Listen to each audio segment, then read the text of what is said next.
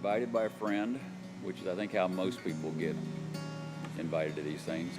In this case, it was a friend that really didn't know what he was inviting me to. He said it starts Friday at 6 o'clock till Sunday at 3 o'clock. And because Dan's a really good friend, I said, you've got me for the weekend, but after that, my life is full, my plate is full, I've got no capacity for any additional stuff. And he said, okay, I'll take that, I appreciate it. What's funny is left the weekend, Sunday at 3 o'clock, went home. I remember it was good to get back home, but I almost felt like a stranger walking into my old house because everything just seemed different.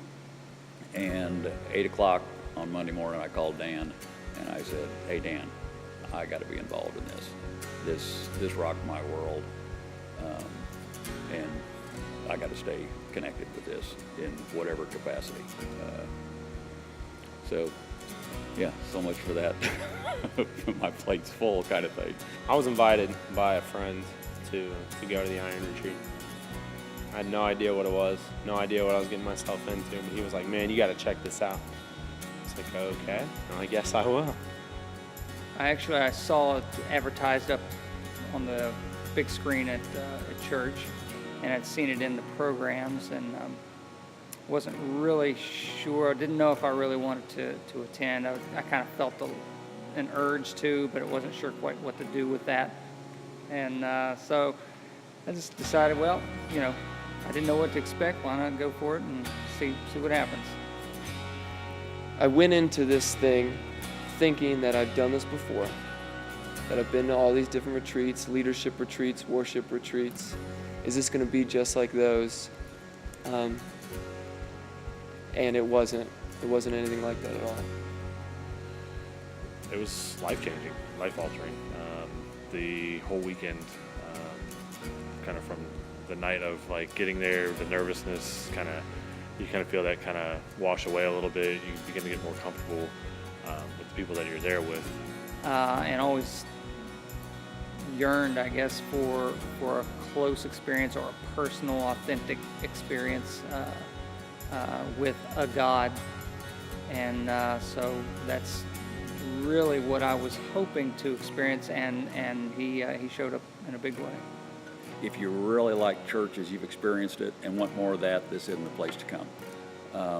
It's not a churchy weekend, it's not a religious weekend, but it's an incredibly spiritual weekend, and God is right there smack dab in the middle of it.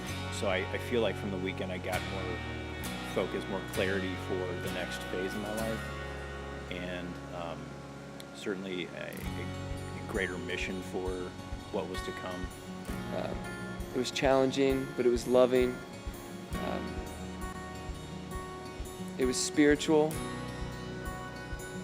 but it was community. Like it wasn't a kumbaya. It was let's do some work and let's mature. There was one part of the retreat where I got some time to be by myself and just be with the Lord. And there was this Bible verse in Psalms that it just came to my mind. And when I turned to it, it had talked about how sweet it is to be in the presence of brothers and to just be together with other godly men. And that really struck me at that point. Because I never felt like I had heard from God like that before until that moment in that retreat. And for it to be so spot on to what was happening on that weekend, just like kind of took me back. By us being together, and that's the power of community. That's why every church is like, get in a small group, get connected, serve. Because the power of community teaches you about the characteristics of God. So 6 years later, the reason that I'm still involved in this is when I went on my first retreat, I was kind of given two gifts. I met men there that were really men, but they really loved Jesus.